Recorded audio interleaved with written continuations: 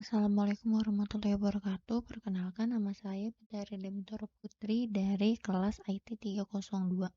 Di sini saya mempresentasikan mata kuliah sistem operasi. Saya mengambil bab tentang virtual memory. Nah, lanjut. Nah, di sini ada pengertian. Nah, memori virtual adalah sebuah mekanisme yang digunakan oleh aplikasi untuk menggunakan sebagian dari memori sekunder, seolah-olah ia menggunakannya sebagai RAM fisik yang terinstal di dalam sebuah sistem. Lanjut, konsep virtual memory. Gagasan utama dari virtual memory adalah ukuran gabungan program data dan stek melampaui jumlah memori fisik yang tersedia. Sistem operasi menyimpan bagian-bagian proses yang sedang digunakan di memori fisik atau memori utama. Nah, sisanya diletakkan di disk. Begitu bagian yang berada di disk itu diperlukan, maka bagian di memori yang tidak diperlukan akan dikeluarkan dari memori fisik atau swipe out dan diganti jadi swipe in oleh bagian disk yang diperlukan itu. Terus, prinsip dari memori virtual adalah bahwa kecepatan maksimum eksekusi proses di memori virtual dapat sama, tetapi tidak akan pernah melampaui kecepatan eksekusi proses yang sama di sistem yang tidak menggunakan memori virtual. Terus, keuntungan dari memori virtual itu, yang pertama berkurangnya proses MK yang dibutuhkan, atau lalu lintas MK menjadi rendah, misalnya untuk program butuh membaca dari disk dan memasukkan dalam memori setiap kali diakses.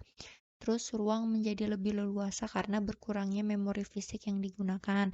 Contohnya untuk program 10 MB itu udah nggak seluruh bagiannya dimasukkan ke dalam memori fisik. Pesan-pesan error hanya dimasukkan jika terjadi error. Terus meningkatnya respon karena menurunnya beban MK dan memori. Terus bertambahnya jumlah pengguna yang dapat dilayani. Ruang memori yang masih tersedia luas memungkinkan komputer untuk menerima lebih banyak permintaan dari pengguna.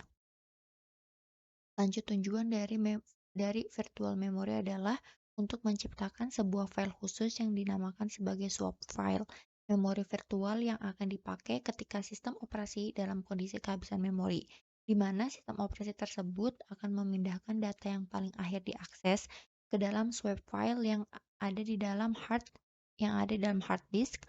Hal tersebut kemudian memberikan beberapa ruang kosong pada memori agar bisa digunakan untuk aplikasi selanjutnya. Terus implementasi virtual memory. Nah, memori virtual itu diimplementasikan dalam sistem multiprogramming. Misalnya 10 program dengan ukuran 2 MB dapat berjalan di memori berkapasitas 4 MB. Tiap program dialokasikan 256 kilobyte dan bagian-bagian proses swap in masuk ke dalam memori fisik begitu diperlukan dan akan dikeluarkan atau di swipe out jika sedang tidak diperlukan. Dengan demikian, sistem multiprogramming menjadi lebih efisien.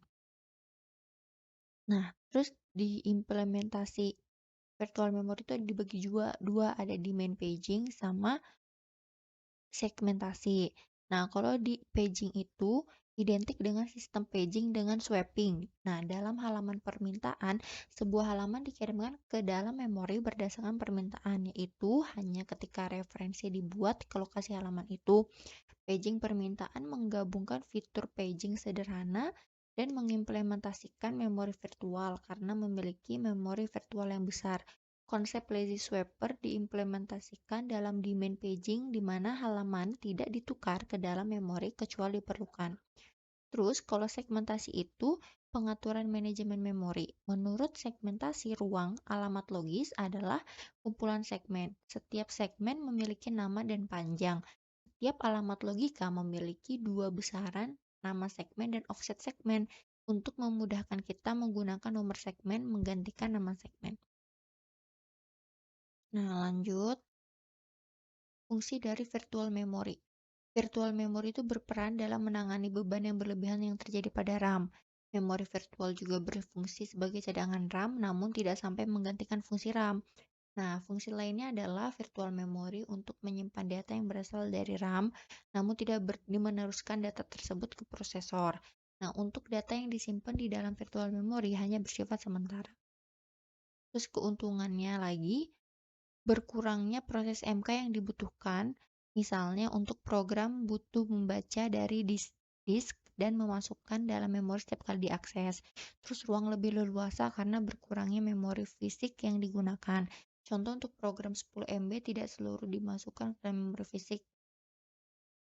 Meningkatnya respon karena menurunkan beban memori, bertambahnya jumlah tadi udah di atasnya ya. Ya pokoknya kayak di atas tadi. Terus ini ada resource-nya, ambil dari sini, lanjut. Terima kasih. Sekian presentasi dari saya, kurang lebih mohon maaf. Wassalamualaikum warahmatullahi wabarakatuh.